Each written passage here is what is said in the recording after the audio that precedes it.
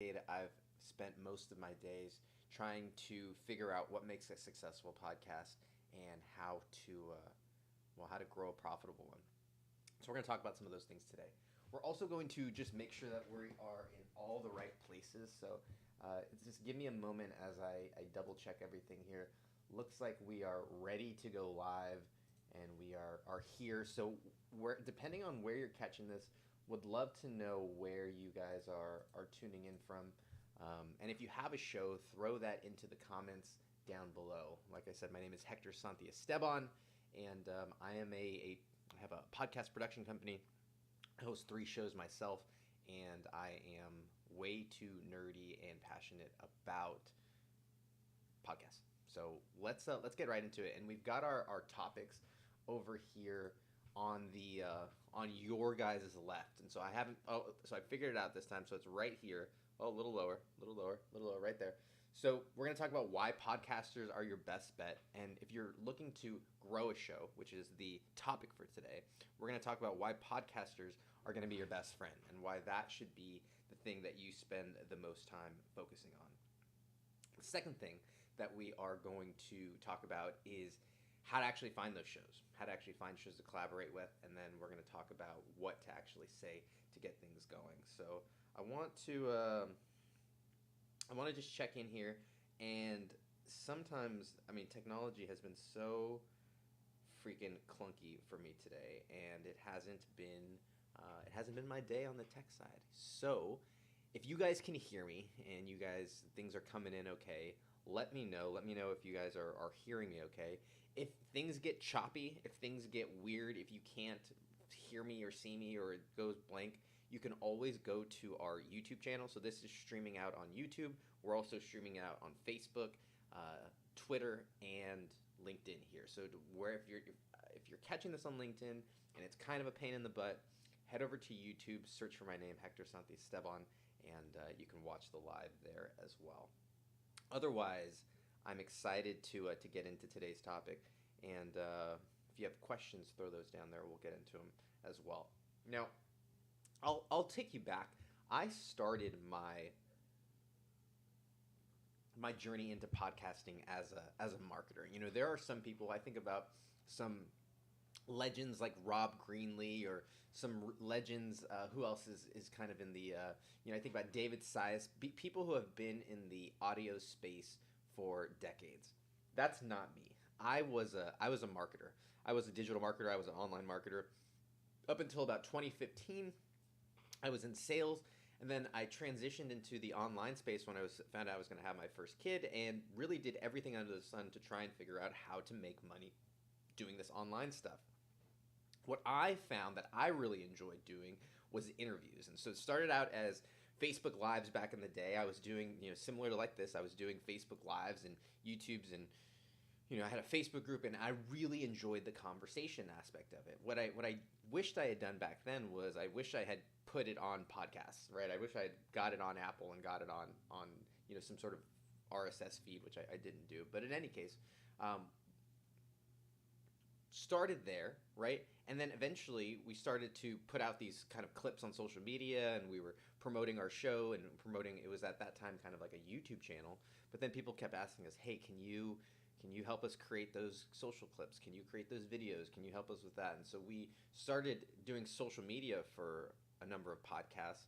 And when we were looking at what was working and what wasn't working, it was really interesting because we were posting a lot on social media. We were doing, sometimes 3-4 posts a day, sometimes 3 videos a day, and it was working. Like, people were coming in and finding the business, and people were buying their products and services, and so like the social media was working. The challenge was that it wasn't totally translating to the podcast. Like, people weren't necessarily clicking over and listening to the show. And I will say that this was a number of years ago. And I think that the podcasting landscape has grown since then. And so I think that there are a lot more podcast listeners now than there were back then. So I imagine that the people might carry over a little bit more. But with that being said, we were still stumped on why people weren't converting over to the podcast. Like what was it?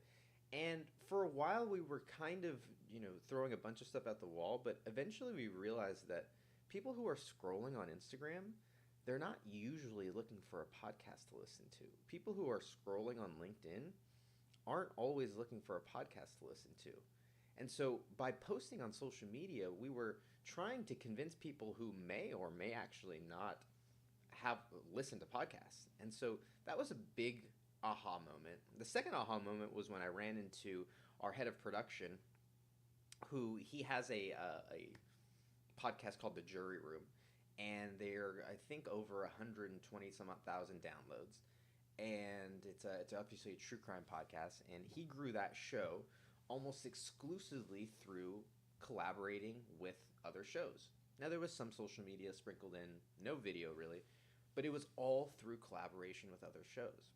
And when we were talking, he was explaining to me that people,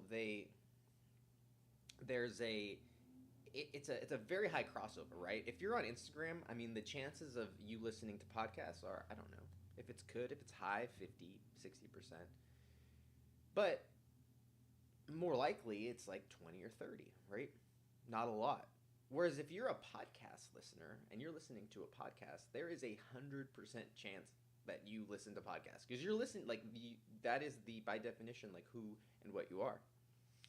And my dog's probably going to bark in a little bit, so close your ears if it hurts. But someone's knocking on the door. My point is though, is that podcast listeners, they're already there, right? We don't have to try and convince them to listen to podcasts. And so instead of trying to pry people over from Instagram, or instead of trying to pry people over from LinkedIn, or instead of trying to pry people over from these other platforms, if we can just go straight to the place where there's already a bucket of our listeners, or a bucket of our ideal kind of candidates, why wouldn't we go there? And so, not telling you to not do social media, not telling you to not do video, not telling you not to do these other promotional and marketing things, but to also include other podcasters, because they have what you need, they have what you want, which is listeners, right? So, just start adding. It's just starting to add that into your marketing mix, I think, is going to be really, really huge. Okay, so let's take a moment here, check in, see if there's any questions, see how you guys are doing. Like I said, we are live streaming this, multi-streaming this in all the variety of places. It's available on LinkedIn if you're connecting with me there. Yeah, if you're friends with me on Facebook, you can watch it there. If you follow me on Twitter. And then what I have heard is the easiest place to enjoy this is actually on YouTube. So if you go to youtube.com, and then I think it's / at Hector_podcast, and then you do /live, then that is a easy way to be able to watch it over there. I hear the YouTube stream is usually the best. All right, let's keep rolling though. So how do we find these people? How do we find these podcasts? And this is one of my favorite. This is one of my favorite parts of today, because we're gonna dive in and talk about some goods here. So let's pull up our screen, and I think you guys should be able to see that. Yep, you guys can see our screen. Okay, our screen, my screen. Now, I'm quick to just jump in and talk about the tools, which I think are great and fantastic.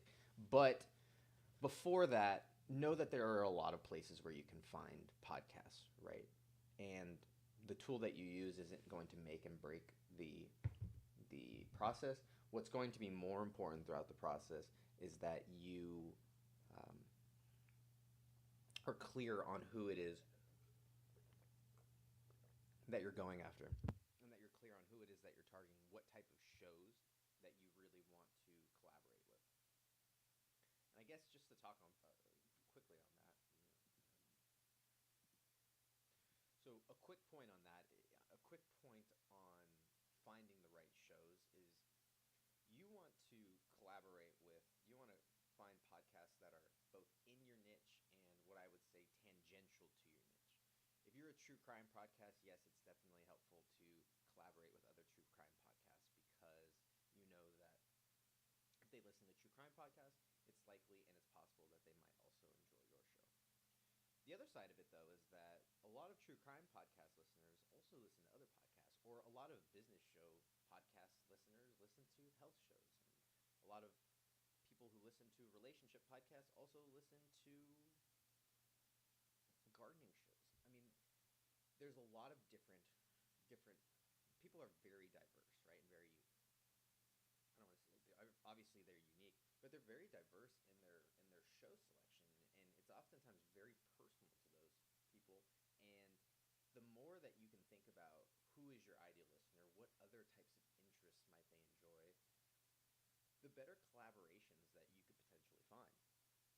And now it creates an opportunity for you to create some really cool content that is a mix of these two genres. So spend some time thinking about the shows that you want to listen or that you want to connect with, and then once you figure that out, that's when you can really utilize and leverage a tool like Podchaser. And so I like Podchaser because um, mostly from their search function. You know, they have a ton of cool things on here. Big fan of them, but their search feature is what I use the most. So if I just hop in here, let's just say like I'm searching for marketing. We work with a lot of marketing podcasts and a lot of marketing shows. Um, you know, so you can see why. Okay, so let's zoom out here, and the reason is I want to go over here, and I'm going to search by podcast, and this is what I want right here. So what's really cool and what I love about Podchaser is that it gives me all these filters.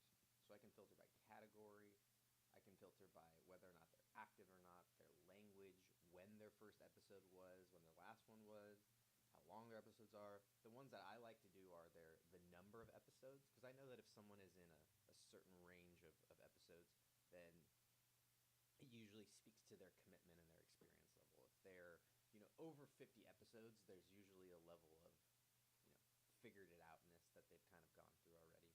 And so now I can put together, by checking some of these boxes, I can really put together a detailed list of, and a really curated list of shows that would be good to collaborate with. So there are a couple of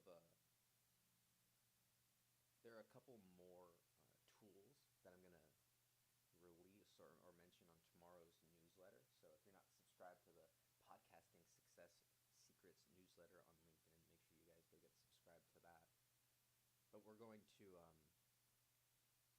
share some other ones in there. Podchaser is my favorite, and I think that you can really put together some great. I mean, and I think it allows you to create lists on here too. So you can, if you want to take this show, you can add it to a list. You can follow them. Get this list right here. So there's something like this where you can add them to a list, and then you can kind of curate and follow up, and also, there's a bunch of other info that you get from Podchaser here in terms of their episodes, their insights, some of their contact information. All this sort of stuff is really, really helpful when you're reaching out, or when you're putting together this list. Now, the last part though is the reaching out, right? Because if you're looking at our kind of topics here, we talked about why podcasts are important. So if you didn't catch that, then go back and catch that. Then the next part is, how to find the shows, and I just showed you that. Another favorite one that I should mention is that I would like to mention is Podmatch. Shout out to Alex Sanfilippo. He's really doing some great stuff with Podmatch. Another great place to find shows to connect with. But what do we actually say to them, right? What do you actually say to them to get them to collaborate with you, right? What is it that's actually going to open the door? What's going to get a response? And so on tomorrow's newsletter, I'm going to give you some templates and scripts, but I'll give you kind of an early release or early look at that. And that's here. So let's just highlight this. So once you've got your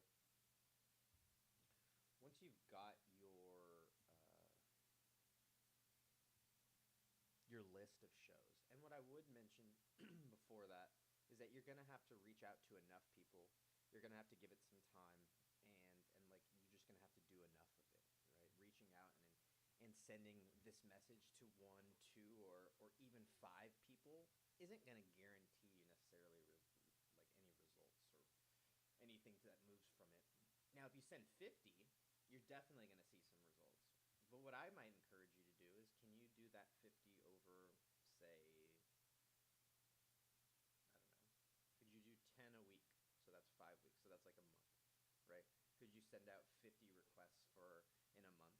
And if you send out 50, you might get 15 who even kind of respond to you. Well, now I'm going to send you. I'm going to show you the second message that you can send. And if you got 15 that respond, well, maybe five actually follow through, and so you've got maybe less. I don't know. I like to be conservative with these numbers, but you've got 5 to 10 people now that are willing to collaborate with you and kind of help you mutually grow your guys' show. And if you can do that every month, and you've got 10 new people to collaborate with every single month. So, like I said, in the same way that you might think, oh, I've got to post on social media to promote the show. Oh, I've got to do this. Like whatever you say that's already in your marketing mix, this is another thing that you would add in. All right. But the email is simple. It's like it says, "Hey, their name," and you can find all this. Do the research. Look at the the show summary. Look at the. I mean, just be a human, right? Hey, host name. I'm the host of, and then you put your show. I'm the host of Podcasting Success Secrets, and I just caught that episode with, Oprah that you did, and I really enjoyed it. I just caught the episode with Oprah. Um, I might say, and I just caught, put this your here, so I might adjust it like that on the fly here. But I'm just gonna say I just caught your recent episode with so and so, and I really enjoyed it. Would you be open to collaborating on some future episodes? Let me know, and I can send over some things we've done with other podcasts. And then you sign off with your name. Super short, super simple. You might even hyperlink your show in there so that they can kind of see what it is that you're about. But I'm not gonna bog them down with a bunch of details. I'm not going to blow smoke up their butt about who they are or who I am. It's like short, sweet, simple, and it's like, are you open to just even having the conversation? Because we're so far away from anything that we just are you open to it? And a lot of times because we leave it so open ended, people are like, like what? Sure, like what do you mean collaborate on other episodes? So then the next thing that we do is we say here.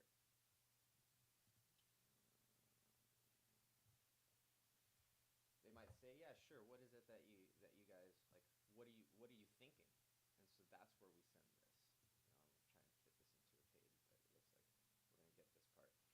So mostly, here's what I'm looking to do is I'm looking to say, "Hey, we can do three things. We can do a promo swap, which is like where I read an ad for you. We can do an episode swap, which is where you put an episode of mine, I put an episode of yours, or we can do an interview swap where I interview you and you interview me. There's a variety of ways that we can do it, and I put them here in the level of how much time it's going to take them. The promo swap, it's quick and easy recording.